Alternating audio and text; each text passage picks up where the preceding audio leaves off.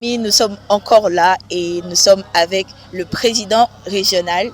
Bonjour pasteur. Oui, bonjour ma sœur, journaliste. Comment est-ce que vous vous portez? Moi je me porte à merveille et vous?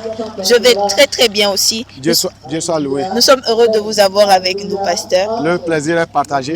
Courons votre enseignement parce que vous avez été, sinon vous êtes le premier enseignant pour nous pour cette convention des jeunes. Et je retiens une phrase que vous avez dit, c'est « La mission, c'est notre affaire » et c'est une affaire surtout de tous les chrétiens. Que doivent comprendre les jeunes qui aujourd'hui pensent qu'il y a simplement une catégorie de personnes à qui la mission est réservée? Je crois que j'ai été clair dans mon message. Effectivement, c'est ce que beaucoup de gens pensent.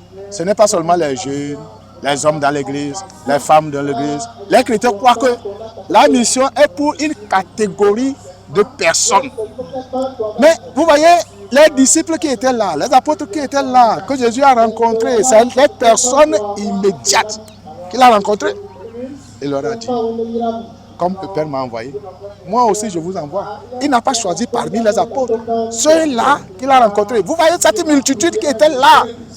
Au moment où Jésus était dans sa dernière phase de son ministère terrestre, qu'est-ce qu'il a dit?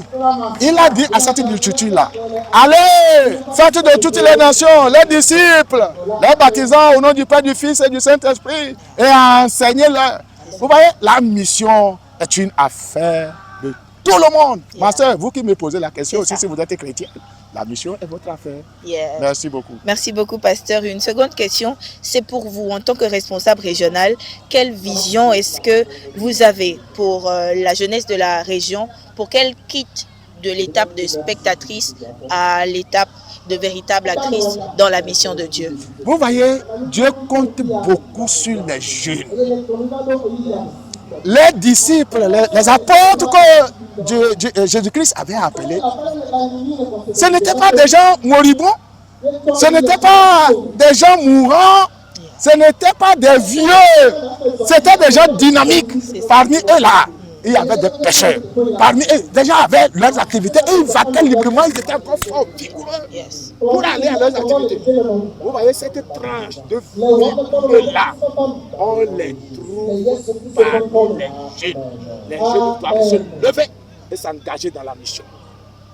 Merci pasteur. À l'issue de cette convention, quel est le changement que vous voudriez constater dans la vie des jeunes de notre région? Et si vous devez leur adresser un message pour ceux surtout qui ne sont pas encore venus sur le site de cette convention. Mon cœur est pour les jeunes. Mon cœur, ma soeur, est pour les jeunes. Quand j'ai une vision, je peux avoir une vision pour les jeunes, c'est de voir une jeunesse dynamique.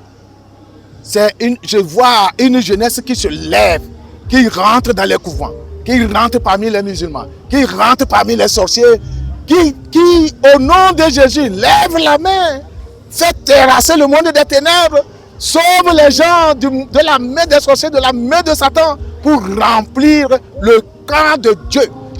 Mon intention, ma vision, n'est pas de voir une jeunesse moribonde, une jeunesse mourante, une jeunesse qui se cache dans leur lieu de service, là où on les emploie, là où les gens des sectes les emploient, là où les gens animés de l'esprit de sorcellerie les emploient, mais une jeunesse engagée qui partout répand l'odeur de notre Seigneur Jésus-Christ. Amen. Merci beaucoup, pasteur. C'est à moi de vous dire merci. C'est un plaisir de vous avoir.